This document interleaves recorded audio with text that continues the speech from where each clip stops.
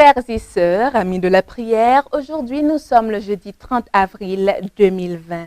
Certains, depuis le commencement de cette série de 100 jours de prière, sont malheureusement déjà passés de la vie à trépas et nous remercions le Seigneur pour cette grâce qu'il nous a accordée.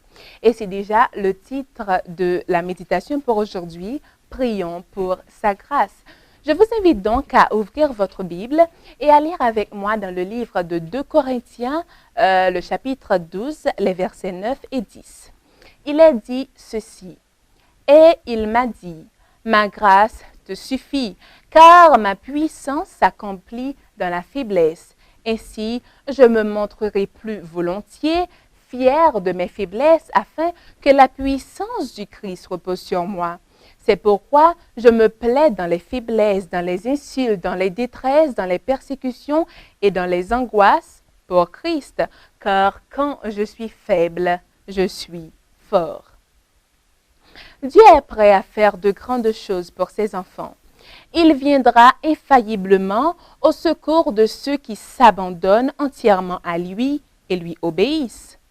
La raison pour laquelle son peuple est si faible, c'est que malheureusement, le peuple de Dieu se confie trop en lui-même et ne donne pas au Seigneur l'occasion de manifester sa puissance. Et c'est une évidence que si le peuple de Dieu commence à changer d'habitude à partir d'aujourd'hui, le Seigneur manifestera sa toute-puissance dans la vie de chacun de ses enfants.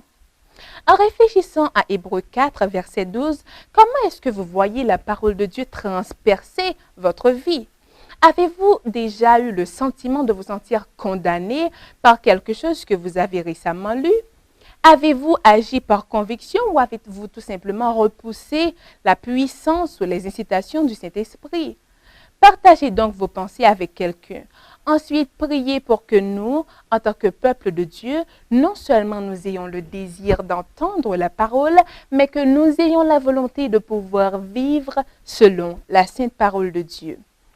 Nous louons le Seigneur parce que récemment, il y a de nombreuses vidéos, des sermons, des séminaires sur la santé et autres ressources qui ont été partagées. Nous demandons à chacun de vous de pouvoir prier à ce que ces ressources soient toujours sous l'influence du Saint-Esprit, puisque nous le savons, ces belles ressources sont inspirées par le Saint-Esprit. Au milieu de la crise, Dieu donne à son peuple l'occasion d'avoir des idées nouvelles pour pouvoir briller, rien que pour lui. Aujourd'hui, nous prions pour que Dieu honore la promesse qu'il avait faite dans le psaume 91, verset 7. Il a dit, « 6 000 tombent à ton côté et 10 000 à ta droite, tu ne seras pas atteint. » Et je vous invite donc à prendre ce texte comme bouclier lorsque vous sortez dans la rue, parce que c'est un moment difficile que nous vivons actuellement. Prions pour notre département d'aumônerie adventiste alors qu'il travaille pour réconforter et élever ceux qui sont en difficulté, ceux qui sont dans le besoin. Prions pour ceux à travers le Moyen-Orient et l'Asie, ceux qui sont persécutés pour leur foi. Prions pour qu'ils restent forts et montrent l'amour de Jésus à leurs persécuteurs. Continuons à prier, frères et sœurs, pour les nouveaux plans pour la session de la conférence générale qui se tiendra du 20 au 25 mai 2021 à Indianapolis.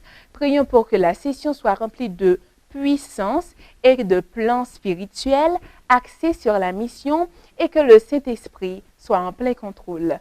Prions avec ferveur pour la dernière pluie qui déferle sur l'Église, que le message du salut puissant puisse aller aux 4 coins de la terre et que Jésus puisse revenir et qu'il nous ramène à la maison. Frères et sœurs, prions le Seigneur et qu'il nous accorde sa grâce.